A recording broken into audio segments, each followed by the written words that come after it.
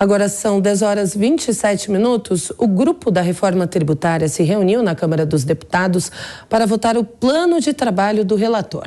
Repórter Paula Lobão conta os detalhes. O grupo da reforma tributária na Câmara dos Deputados se reuniu na tarde desta quarta-feira para votar o plano de trabalho do relator, o deputado Aguinaldo Ribeiro. Ficou definido que o grupo vai se reunir sempre às terças e quartas-feiras, às 2:30 da tarde. Os trabalhos já começam na próxima terça, com a presença do secretário extraordinário da reforma tributária do Ministério da Fazenda, Bernard Api, que é quem está coordenando os diálogos com o governo federal. Os deputados vão revisitar as propostas de emenda à Constituição que já estão em tramitação no Congresso. A PEC 45 da Câmara e de autoria do jurista Hélio Bicudo e a PEC 110 do Senado. Na reunião da próxima quarta está prevista a participação do senador Roberto Rocha, autor da PEC 110. O coordenador do grupo, o deputado Reginaldo Lopes, já havia dito que a tributação será em cima do consumo.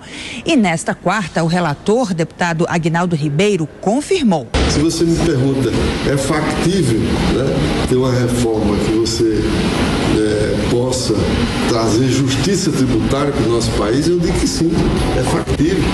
Mas agora nós temos que construir isso juntos, discutindo com muita racionalidade. O que nós não vamos ter com a reforma tributária e nenhuma outra reforma é você dizer, olha, eu vou atender isso aqui, vou atender isso aqui, vou atender isso aqui, preservar tudo que todo mundo tem, porque senão você não vai fazer reforma. Nós temos que fazer uma reforma pensando no Estado brasileiro e no cidadão brasileiro. Na reunião do GT na terça, a Frente Parlamentar da Agropecuária esteve presente e o presidente da frente, o deputado Pedro Lupion, disse que o setor não pode ser prejudicado no momento da unificação dos tributos sobre o consumo. Lupion disse que os produtores brasileiros são bastante tributados e não têm os subsídios dados em outros países como os europeus. Na reunião desta quarta, o deputado Newton Cardoso Júnior defendeu que o GT deve considerar as colocações do agro. O agronegócio apresentou ontem para nós uma visão clara dos problemas que podem ser causados mediante a reforma, como ela está hoje, sem adaptação ao setor, sem a adaptação à atividade do agronegócio, especialmente do ponto de vista do pequeno produtor rural, porque ele quase que é desconsiderado no que tange a atividade econômica fiscalmente formal. Ele não existe porque muitas vezes não tem nota fiscal, porque não tem nada além do seu CPF. E o deputado Luiz Felipe de Orleans e Bragança quer que o debate seja ampliado. Ele defende que todos os setores sejam ouvidos. Como se trata de uma questão tributária que afeta diretamente o potencial de geração de riqueza para a classe média ou de potencialmente de destruição de vários setores da economia, que de alguma maneira se contemple exatamente isso. Talvez algum referendo ou alguma maneira de se referendar através desse processo, com o envolvimento desses setores de uma maneira muito mais direta, até de posicionamentos claros, se querem ou não querem, se gostam ou não gostam, para que de fato aí você contemple uma discussão mais ampla em questões tributárias. Ainda na terça, o relator, deputado Aguinaldo Ribeiro, reafirmou que dificilmente haverá consenso em torno da reforma tributária, pois sempre haverá setores com alguma perda. Mas ele acredita que no médio prazo todos vão ganhar com a redução dos custos de produção. De Brasília, Paula Lobão. Bom, e o grupo da reforma tributária na Câmara prevê concluir a discussão e votar o texto no plenário dos deputados em maio. Até lá, muita discussão para conseguir um mínimo de consenso. E para falar sobre essa reforma, a gente conversa agora com o advogado, mestre, professor em Direito Tributário, Bruno Romano. Doutor, boa noite e seja bem-vindo mais uma vez ao Fast News. Boa noite, Carolina. Boa noite também ao Nelson. É um prazer estar aqui novamente conversando com vocês sobre esse tema. Prazer é nosso, doutor. Bom, vamos lá. Como eu disse, esse grupo da Câmara estipula que até o dia 6 de maio ele deve concluir as análises.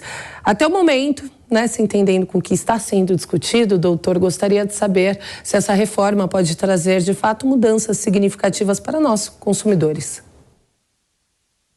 Vai trazer, sim, mudanças significativas.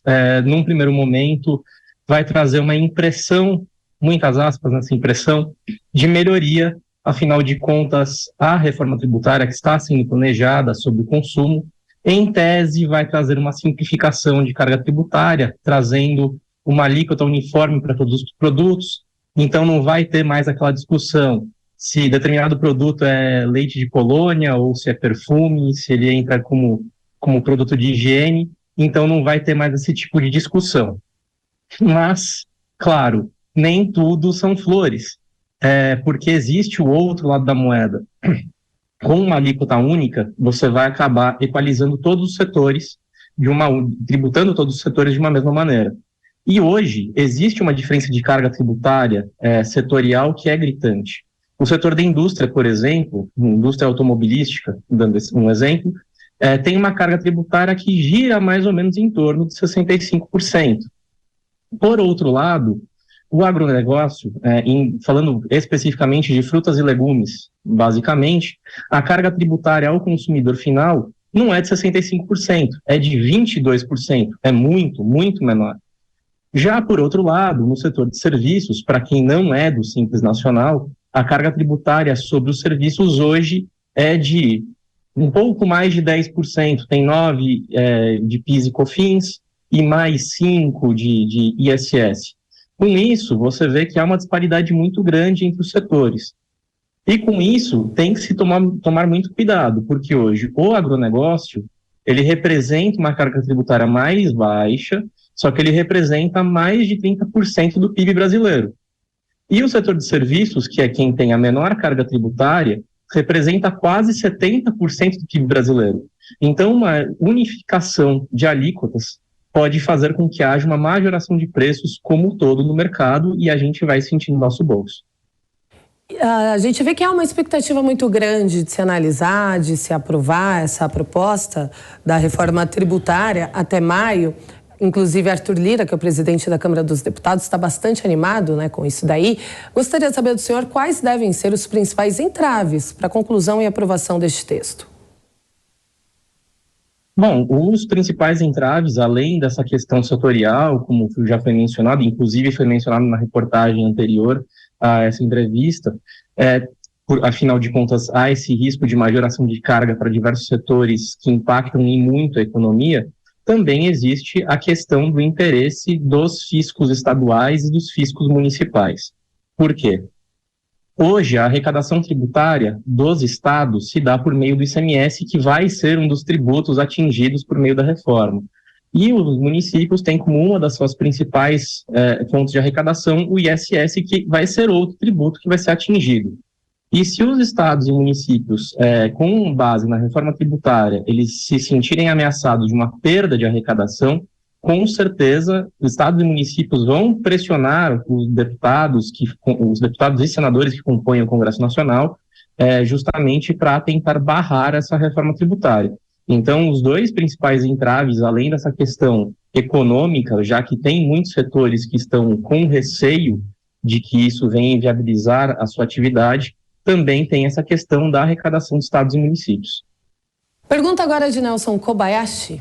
Olá, muito boa noite, professor. Um prazer falar com o senhor. E a pergunta é justamente sobre essa briga entre os entes da federação. A gente viu recentemente uma manifestação do governador de Goiás, Ronaldo Caiado, falando justamente sobre essa questão do ICMS.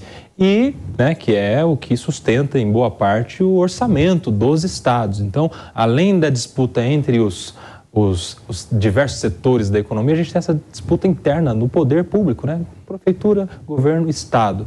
Como é que vai ficar essa discussão toda diante de um anúncio feito pelo ministro Fernando Haddad de fatiamento da reforma tributária? Primeiro sobre o consumo, depois sobre a renda. Há alguma discussão sobre isso? É viável? É inviável? Como o senhor vê essa situação?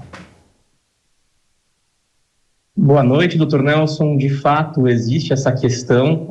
A nossa Constituição, ela prevê esse fatiamento de poderes com relação à carga tributária, de modo que a União Federal é responsável por alguns tributos, os estados são responsáveis por outros tributos e os municípios responsáveis por outros tributos. Então, por conta disso, isso também traz uma grande dificuldade na aprovação, já que a aprovação da reforma tem que se dar por proposta de emenda à Constituição, que demanda um quórum mais elevado do Congresso. Mas o mais o mais relevante nisso tudo com relação a essa discussão de estados e municípios, no exemplo que até o doutor mencionou do governador de Goiás, é justamente essa questão da arrecadação. Por quê? Quando você começa a pensar que o Estado ele é autônomo para receber a sua arrecadação, ele tem toda a autonomia de fiscalizar os contribuintes, lavrar os autos de infração para quem está em dívida, conceder eventuais desonerações de carga tributária em alguns casos, como a gente viu, inclusive, de maneira recente aqui no estado de São Paulo, com o governador Tarcísio de Freitas. Então, você tem uma autonomia. Com a reforma tributária, o que se planeja é que a arrecadação se dê totalmente por meio da União, ou pelo menos o que se está se dizendo, né? A gente ainda não tem um texto final, a gente tem só as duas PECs que estão em tramitação, mas a ideia é que a arrecadação se dê pela União e aí haja o repasse dos valores a estados e municípios, o que também, além dessa questão da arrecadação, vai ter uma questão de autonomia, exercício financeiro do poder de tributar em si. Isso também está trazendo muito ruído, isso é verdade. Mas a questão do fatiamento da reforma tributária em si, em tese, ela traria uma maior facilidade de passar se a ordem fosse inversa. Se ao invés de tratar da questão do consumo primeiro, tratasse da questão da renda, que em tese, muitas aspas, no Congresso isso talvez desse menos pano para manga. Justamente por quê? Porque as discussões são mais tributa ou não tributa dividendos, institui-se ou não o IGF, né, o Imposto sobre Grandes Fortunas, dos quais já saliento que são medidas das quais eu acho que são muito ruins para fins de Estado como um todo, mas isso ainda vai ser analisado por parte do governo. Em tese, isso seria mais fácil passar parte sobre a renda do que sobre o consumo. Sobre o consumo, ainda que você venha fatiar a reforma tributária, ainda tem muito ruído a discussão, pela questão da arrecadação, pela questão da autonomia dos estados, pela questão da autonomia dos municípios. Então, mesmo o fatiamento, por mais que haja essa ilusão de que vai facilitar a tramitação, eu acho que não vai facilitar tanto assim, né? Agora, doutor, sobre os riscos de sonegação de impostos, a reforma tributária, ela pode diminuir ou aumentar este risco? Isso eu acho que vai depender muito da carga tributária. Os especialistas que estão envolvidos com a reforma tributária, eles estão dizendo que a alíquota ideal para essa alíquota única, né, vai ser de 25%. Mas, como dito, frutas e legumes hoje são tributados em média em 22%. O setor de serviços, muito menos de 15%. Então, para o setor da indústria automobilística, por exemplo, como mencionei dos carros, vai haver uma diminuição da sonegação em si. Mas, com o aumento de carga tributária, outros setores que vão se ver prejudicados, isso vai haver, sim, um aumento de uma... Eu não vou dizer sonegação, porque sonegação é a parte criminal em si, mas eu vou dizer o não pagamento de tributos por interpretação. Você analisa a lei e verifica que ela pode não ser aplicável, você analisa inconstitucionalidades da norma, tem outros tipos de questão, mas, de fato, a inadimplência em si pode aumentar se houver uma majoração de carga tributária. Até porque o aumento da carga tributária em si não vai ensejar efetivamente um aumento de arrecadação. Até porque quanto mais você aumenta a carga, mais o contribuinte se sente pressionado e muitas vezes ele não consegue mais pagar e ele prefere correr o risco e, eventualmente, no futuro, ser autuado pela Receita Federal ou pela Secretaria da Fazenda.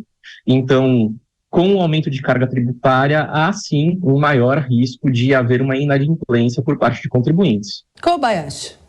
Professor, a pergunta agora é não só sobre sonegação, né, que é a vontade deliberada de não pagar o imposto, mas isso vai se simplificar, a pessoa vai gastar menos com contador, com advogado tributarista, vai ser mais fácil. O senhor acha que isso pode, diante dessa facilidade, aumentar a arrecadação facilitada para o governo? Isso sem dúvidas. Você diminuindo os custos periféricos, você traz uma maior facilidade para a gestão dos meios de arrecadação da carga tributária, de apuração, declaração e pagamento. Então, de fato, isso, com essas simplificações, existe a possibilidade, sim, de haver um aumento de arrecadação. Mas, claro, esse aumento de arrecadação, ele vai vir a depender também do quanto o Estado vai apertar os contribuintes com uma carga tributária majorada. Porque de nada adianta você ter uma melhoria, por um lado, nos custos periféricos da operação, que é justamente com advogados e contadores, e, por outro lado, a alíquota chegar a aumentar mais de 12%, como é no caso dos serviços, por exemplo. Então, isso, claro, ainda se está estudando qual vai ser a redação final dessa proposta tributária, de reforma tributária, mas existem todos esses riscos que devem ser analisados também. Obrigada pela entrevista, boa noite. Muito boa noite, eu que agradeço, e uma boa noite também aos telespectadores da Jovem Pan.